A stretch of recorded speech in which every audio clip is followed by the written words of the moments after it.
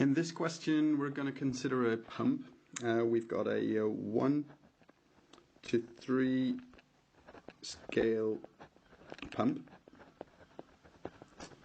And that scale model has been tested, and we've got a couple of characteristics, which is the pump speed is given by omega as 900 RPM.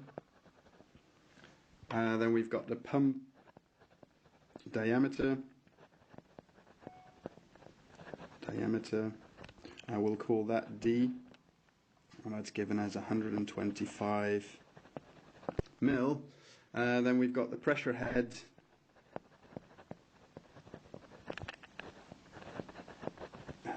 Pressure head. That's called H. We've got that 3 times 10 to the power of 4 pascals. We've got a volumetric flow rate. So the flow rate, it's a volumetric flow rate of Q. That's in 1 cubic meter per second. And then finally we've got power, and that's given by the symbol P, and it's 100 watts. Now that's for the scale model. We also the pump power depends on rho. So now we're going to analyze this pump using Buckingham Pi theory and make equivalency between the scaled model and the full-sized model. So question A is identify the fundamental dimensions for each of the dimensional variables given. So we basically go to this table here and we identify what the main fundamental dimensions are. So the fundamental dimensions are mass, m, length, L, and time, T. So we need to express each of these variables in the table in terms of m, L, and T.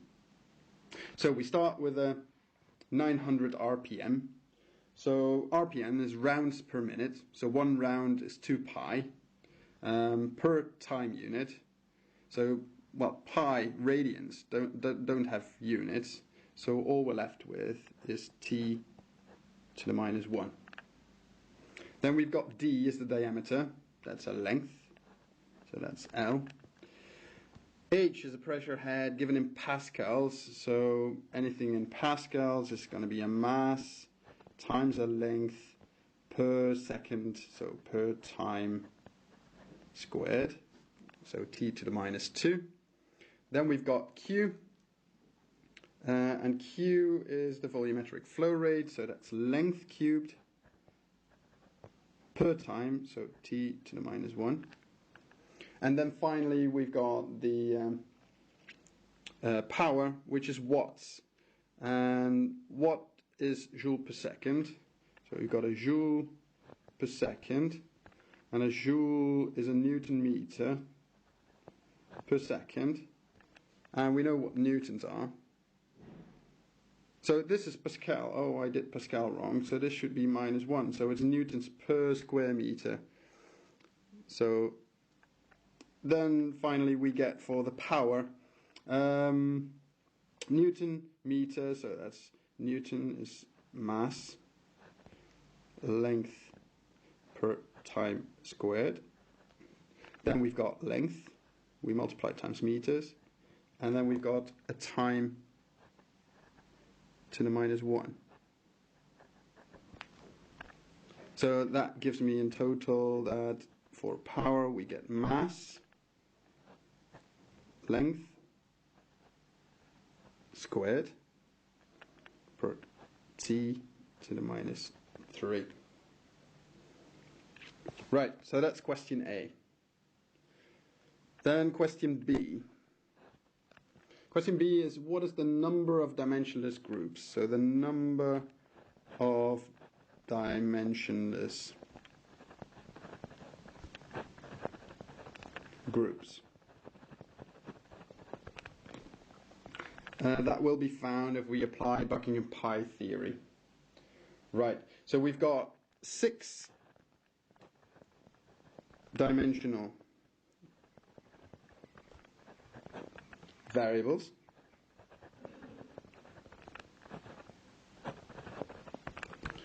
So that's 1,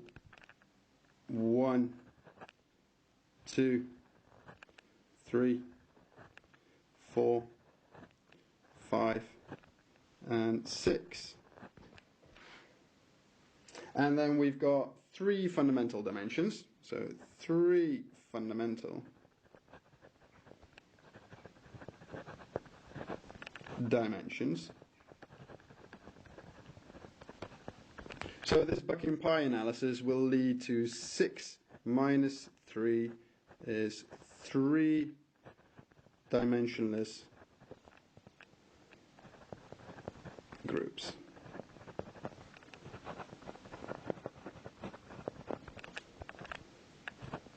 Right, question C. Which combination of repeating variables would not be allowed? So which repeating variable combination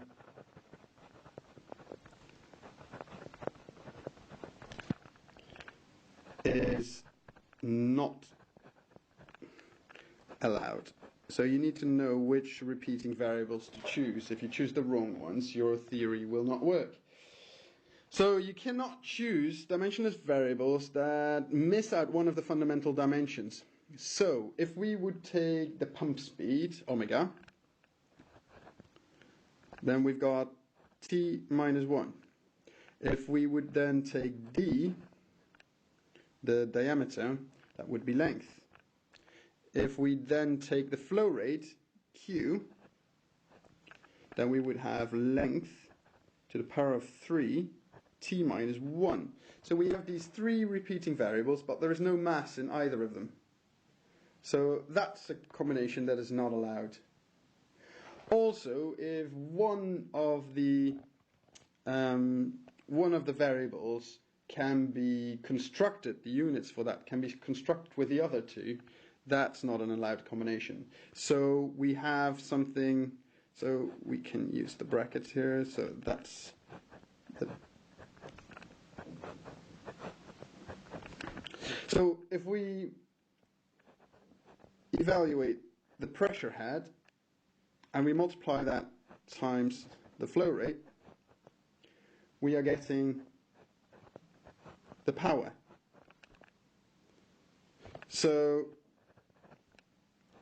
HQP not allowed could be an answer as well. Okay, so then we go to question D, and it's actually prescribed in the question what the repeating variables are.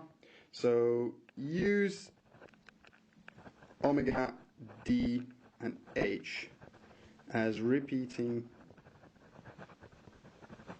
variables.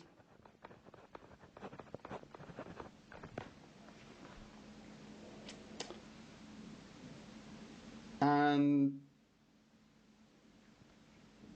find the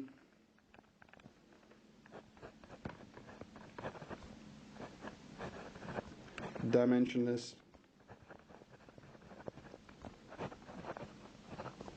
groups. So we've got pi 1, first dimensionless group. It's going to be omega alpha, omega to the power of alpha, d to the power of beta, and then h to the power of gamma. And we have for pi 2, we've got that same thing, and for pi 3, we've got that same thing. So we can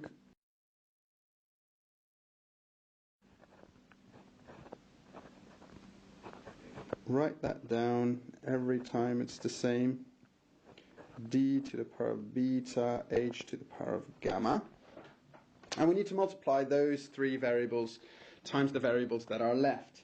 So we're going to multiply Then first times Q. The first one goes times Q. Then the second one goes times P. And then the final one goes times rho.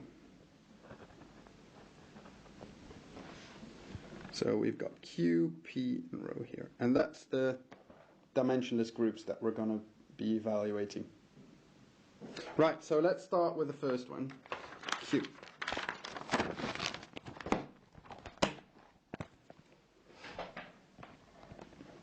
Right, we've got pi 1 is, well, omega has got t to the minus 1, so this is t to the minus alpha. That's for omega.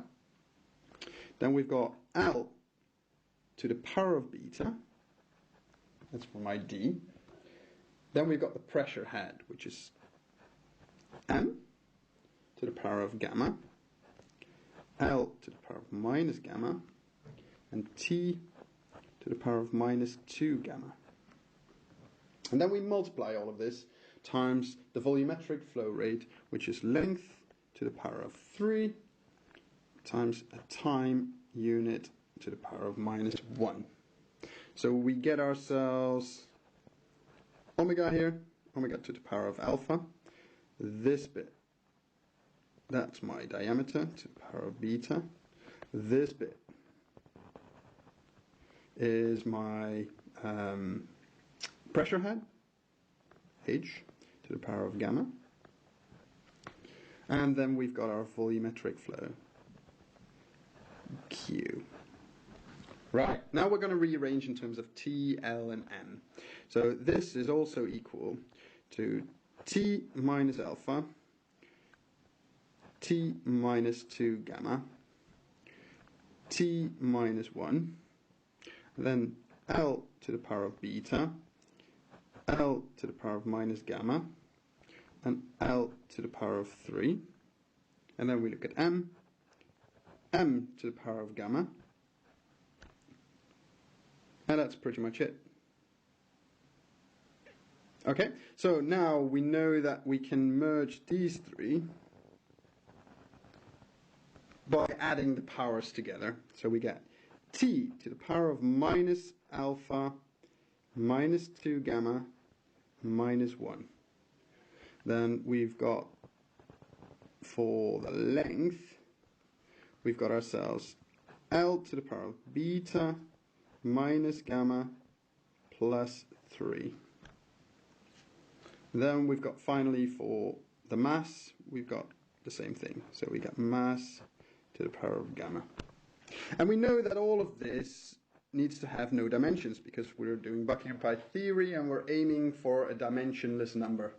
So that means that each of these powers needs to be 0. So for mass, we can set up an equation that gamma that we find here must be equal to 0. For length, we see that we have beta minus gamma plus 3 must be equal to 0. Then we finally find for time, t, that minus alpha minus 2 gamma, 2 gamma, minus 1 is 0 as well. And we need to solve these three unknowns using these three equations. So the first one is easy. So gamma is equal to 0. So we're solving that. Then if we substitute that into the second equation, we're getting beta plus 3 must be equal to 0. So from that, it follows that beta is equal to minus 3. And if we substitute 0 in the last equation, we get minus alpha minus 1 is equal to 0. So alpha must be equal to minus 1. So alpha is equal to minus 1. Right.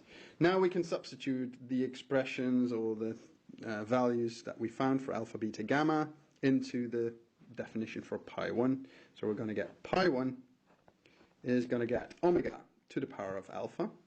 So that's going to be omega to the power of minus 1.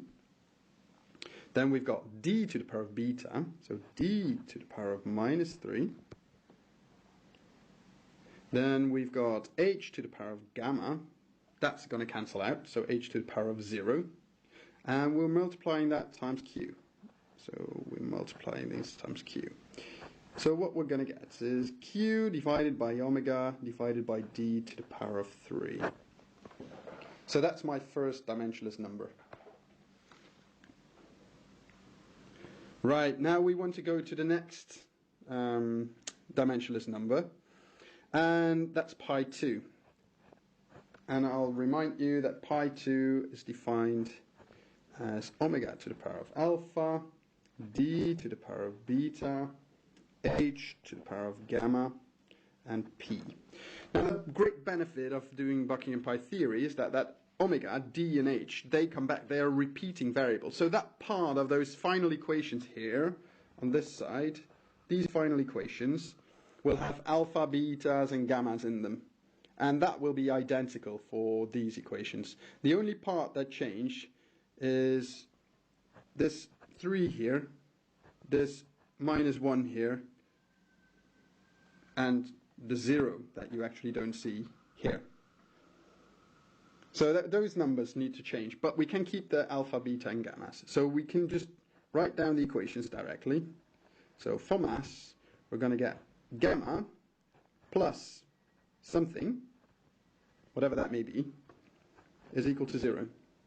Then we've got for length, we're copying from what we just found, beta minus gamma plus, and we had 3 there because we had L to the power of 3 here at the top. But now we don't have Q, we have P. So we have this power. So therefore, we don't know yet what that number is going to be. But it needs to result to 0. Then for time, we've got ourselves minus alpha minus 2 gamma, and then plus some number is equal to 0. So we saw before that for the power, so that's something to write down here. So for power, the dimensions were mass, length squared, time minus 3. So we look at the powers here, and we see that mass is to the power of 1, L is to the power of 2, and T is to the power of minus 3. So we substitute those numbers in here. So we're going to get 1. For length, we've got to the power of 2, so there's a 2 there. And then we've got minus 3, minus 3. Okay, now we need to solve these equations.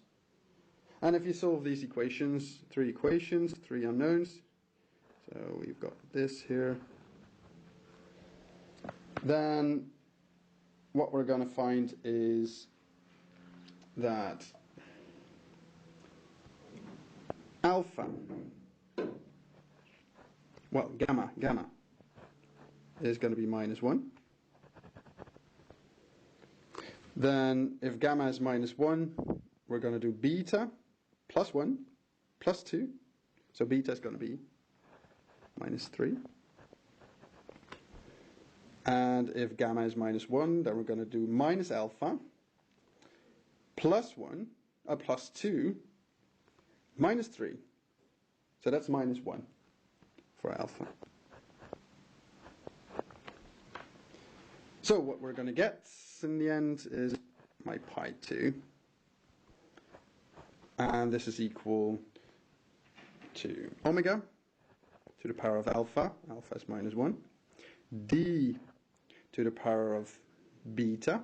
And beta is minus 3. And the final one is h to the power of gamma, which is minus 1.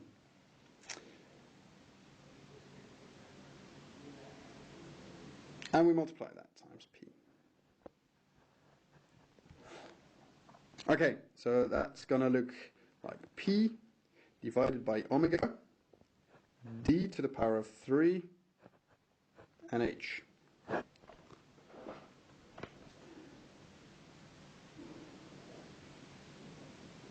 Right, that's my second pi. So I'm going to leave the third pi for you to try yourself, but I'm going to give you the answer. So pi 3 is the same theory as we did for pi 1 and pi 2, but pi 3 is going to be omega squared d squared rho divided by h. So that's going to be my third dimensionless number. Right, then we found our three dimensionless numbers and we end up with one more sub-question. So now we're going to do the scaling. So we've got a full-sized pump. So question E, full-sized pump.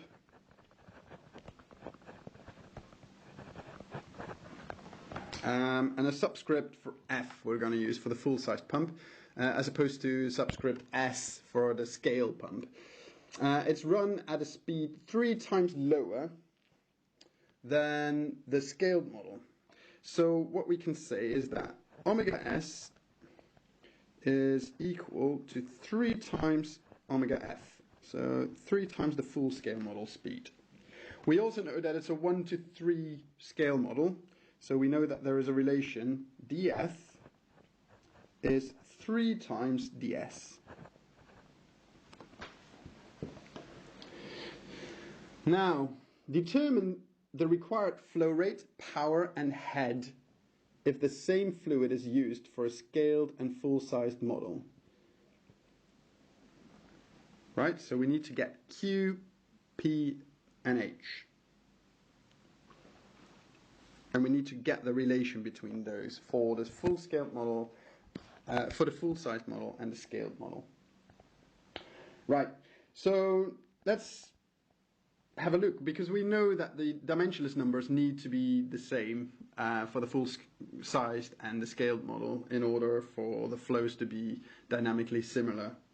So we need to basically set those the same.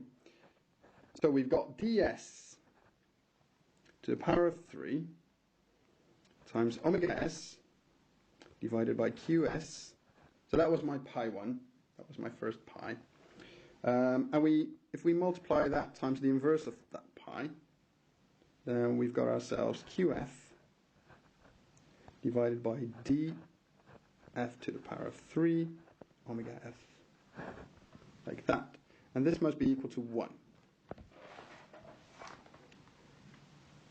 So what I basically did here is I took the pi 1. Yes, so I've got pi 1 f, so subscript f, and I divided it by pi 1 for the scale model.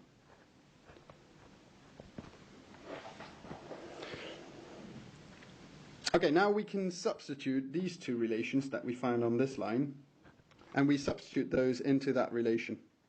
So what we're going to get is, for df, where we find df, we're going to write 3 ds, and wherever we're going to see omega s, we're going to write 3 omega f. So we've got ourselves ds to the power of 3 times omega s, which is now 3 omega f. We divide that by qs. Then we multiply this entire thing times qf, and we divide that by df to the power of 3, but df was equal to 3 ds. So we got 3 ds to the power of 3, and we multiply that times omega f. And that must be equal to 1. And we see that the omega f, we divide by omega f and multiply by omega f, so that cancels out. So what we're going to have is 3 times ds to the power of 3, and we see that there's ds to the power of 3 at the bottom as well. So 3 times qf must be equal to 3 to the power of 3 times QS. And that must be equal to 1. So if we evaluate that, we're going to get an expression for QF, and QF is actually 3 to the power of 2 times QS. So this is going to be 9 times QS. So now we've got a relation for the flow. That's the first thing we need. Then the second thing we need is a relation for the second pi. And the second pi was with... we do it for the third pi now. Because what we're looking for is for the head. So we know that the density is going to be constant, or there is going to be a relation there. No, that's going to be constant. So we've got our pi. Let me see how h was defined for the second. It's divided by h. So we've got a pi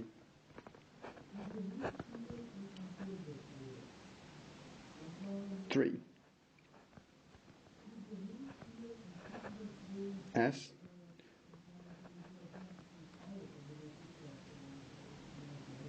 and we divide that by pi 3f. So we've got ourselves omega s squared ds squared times rho. We divide that by omega s, and hf omega f squared df squared rho, and that must be equal to 1. Okay, so we see that the densities are constant, so they cancel out. And then we've got ourselves, again, a relation between omega s and omega f. So we can write down that this is 3 omega f, and we square that, times ds squared. The rows cancel out, so we divide this by hs. Then we've got hf, omega f squared, and we've got df squared, which is 3ds. Then we evaluate this, and we see that we've got a ds squared divided by ds squared, and we've got an omega f squared divided by omega f squared. So what we're left with is 3 to the power of 2 divided by, multiplied times hf and divided by hs. And this is hs, but there is a 3 to the power of 2 at the lower end of the fraction, and this must be equal to 1. So from this we see that the pressure head should actually be the same in my experiment on the scaled model, but as it is on the full-sized model. So Fs is equal to Hs. Right, so I'll let you do this exact same exercise for the final pi. So we've got a pi 2 s pi 2 f must be equal to 1. And if you do that, you should do it yourself. We're going to get that pf must be equal to 9 times ps. So now we've got the relations. Once we know how we tested the scale model, we can do the full-size model. Or if we know what the requirements are for the full-size model, we know what kind of settings we have to define in our experiment. And that defines the entire exercise.